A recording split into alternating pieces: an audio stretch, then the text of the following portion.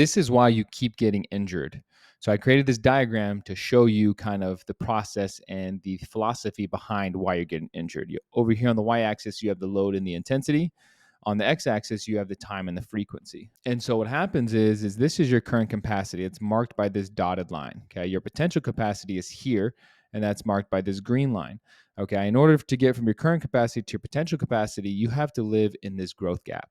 That's the increase in intensity, increase in load over time. That's going to be gradual enough for your body not to get cranky, for your knees, your back not to get inflamed, not to get painful, not to get swollen.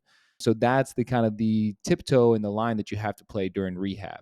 So now if you increase your load and your intensity too fast, then you come up here and you hit that injury threshold. That's when you have injuries, that's when you have pain, that's when you have inflammation. And what you have to do is when that does happen, you have to know when to back it down. So what we would like to see over time is more of a gradual increase until you hit your potential capacity.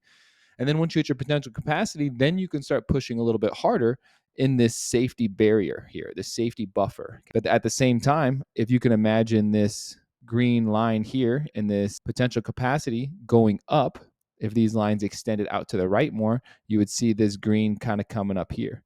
You would still have a safety buffer, but at this point, your load and intensity is so high that you have to kind of play that fine line, like I said, of do we push, do we pull? So this is where professional athletes live. With their 4 or 5 games a night, back to back, traveling, there's a lot of stress, crowds, there's a lot of central nervous system inputs that ramps them up into that fight or flight. And so if they're not recovering enough, if they're not doing enough to kind of decrease that, that's when injuries happen. So what you have to do is you have to kind of treat yourself like a professional athlete.